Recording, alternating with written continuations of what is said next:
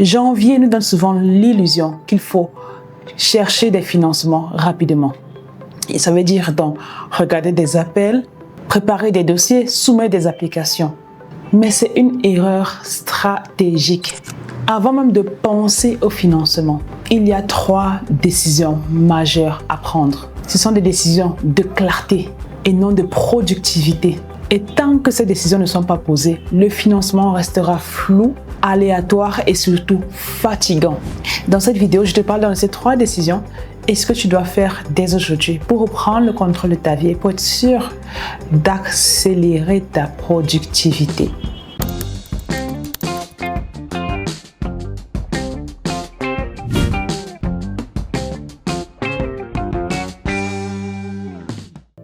Bienvenue sur Dare to Dream for Africa. Je suis le docteur Luria Founou.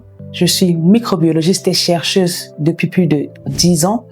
Je suis également experte OMS et ancienne boursière Marie Curie et aujourd'hui investigatrice principale au CEPCAM Research Institute.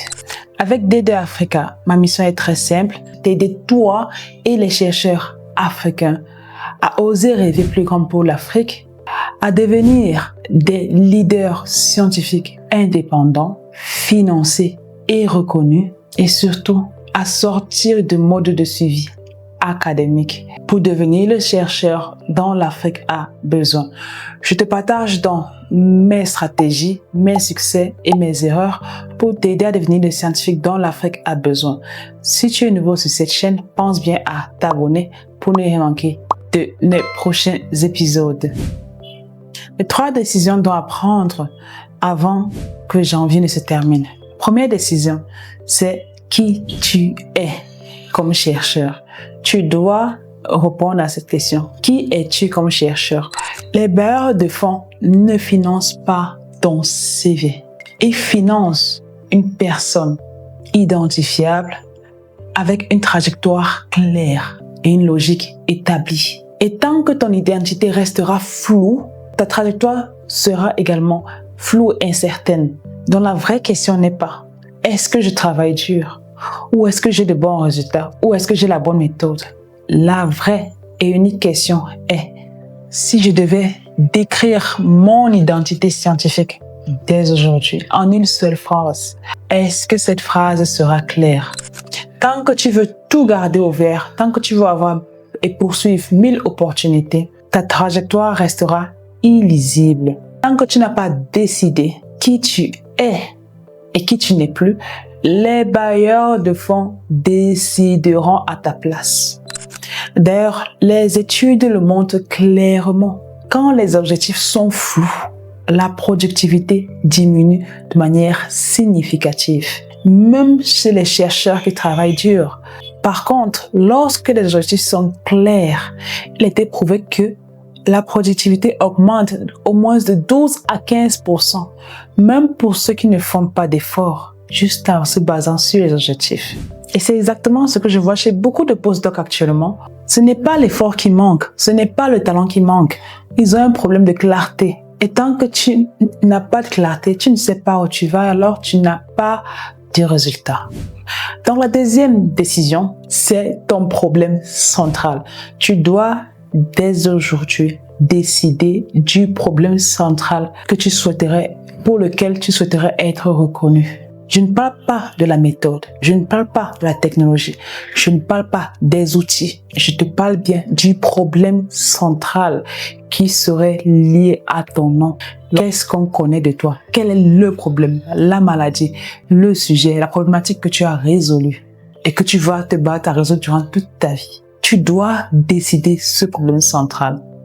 Regarde autour de toi.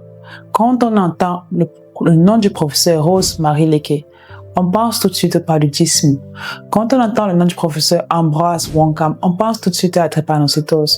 Lorsqu'on entend le nom du professeur Iruka Okeke, on pense à la résistance aux antimicrobiens. Lorsqu'on entend mon nom Founou, que ce soit professeur Founou Zanger Raspail Karel ou Founou Luria Leslie, on pense tout de suite à la résistance aux antimicrobiens. Quel est le problème central pour lequel tu veux être reconnu et identifiable? Tu dois décider sur ce problème dès aujourd'hui. Les méthodes évoluent. Les problèmes changeront, mais les bailleurs de fonds financent des chercheurs fidèles à un problème clair et alignés à ce problème clair-là. Je t'exhorte à décider dès aujourd'hui le problème central qui t'identifiera. Quand ce problème n'est pas défini, chaque appel d'offres que tu verras te dispersera. Chaque projet deviendra une charge, un fardeau et une rupture avec toi-même. Et enfin, ta trajectoire continuera à perdre sa cohérence. Parce que oui, les bailleurs de fonds financent des problèmes clairs et non des technologies avancées. La troisième décision que tu dois prendre aujourd'hui, celle-ci est la plus inconfortable de toutes. Alors écoute-moi très bien.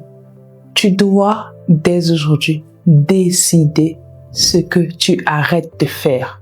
Arrêter un second sujet, arrêter une collaboration peu stratégique, arrêter de postuler aux appels d'offres mal alignés, arrêter une course à la visibilité inutile, arrêter de te comparer aux autres, arrêter de vouloir tout faire par toi-même, arrêter de te plaindre par exemple.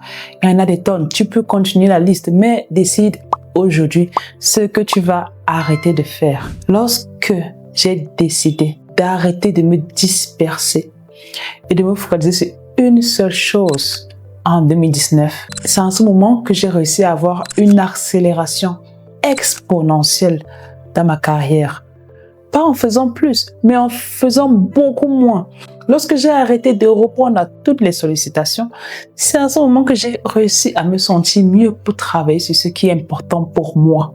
Parce que oui, dire non n'est pas un échec. L'abandon n'est pas un échec. C'est tout simplement une preuve de leadership. Les leaders sont ceux qui décident ce qu'ils vont faire et disent non à beaucoup de choses. Mais ils ne disent que oui à ce qui est aligné avec ce qu'ils veulent devenir. Parce que ce que tu arrêtes aujourd'hui compte autant que ce que tu poursuis. Les bailleurs de fonds font confiance aux chercheurs qui savent choisir et se positionner comme le leader qui va révolutionner un problème majeur défini. Donc, avant de partir écrire ton prochain appel à financement, pose-toi bien ces 3 questions et décide dès aujourd'hui de qui tu es comme chercheur et qui tu n'es plus, du problème central que tu essayes de résoudre et enfin de qu'est-ce que tu vas arrêter cette année. Ces décisions ne figurent dans aucun formulaire, mais elles détermineront tous tes résultats, crois-moi. Et si ces 3 décisions ne sont pas claires, dès janvier, toute ton année deviendra réactive. Ça veut dire que tu vas, comme on dit chez nous, courir dans le sens du vent ou avancer dans le sens du vent. Alors qu'un vrai leader, un leader scientifique, il planifie son année, il décide où il veut partir et il met les pas. Et c'est exactement ce que nous apprenons dans l'Elite Research Accelerator. On ne commence jamais par écrire le projet ou l'article directement. On commence toujours par la calibration, par le reset de ton mindset, le positionnement et la stratégie claire de tes différents choix. Et si tu veux travailler sérieusement dessus, je t'invite à bénéficier de Elite Research Accelerator, dont je te laisse le lien dans la description, et surtout de bénéficier d'une réduction de 50% lorsque tu tapes le code D2 Africa. En Afrique, le problème n'est pas le manque de talent, c'est le manque de leaders. Et le fait qu'on n'autorise pas assez tôt des jeunes chercheurs, certainement comme toi, à se positionner comme leader, à se projeter comme des leaders et à mener les actions des leaders. Si cette vidéo t'a apporté de la valeur et t'a rapproché un peu du poste que tu dois ajouter dans la révolution ou dans la renaissance de l'Afrique, je t'invite à laisser un petit pouce bleu sur la vidéo ou à nous laisser des commentaires ou pourquoi pas partager la vidéo dans ton réseau. Ça nous aide plus que ce que tu ne peux imaginer et ça aide l'algorithme de YouTube d'ailleurs à placer ces vidéos vers d'autres chercheurs comme toi qui attendent le message pour devenir les chercheurs dont l'Afrique a besoin. Comme je dis toujours, ose rêver pour l'Afrique. Bye bye.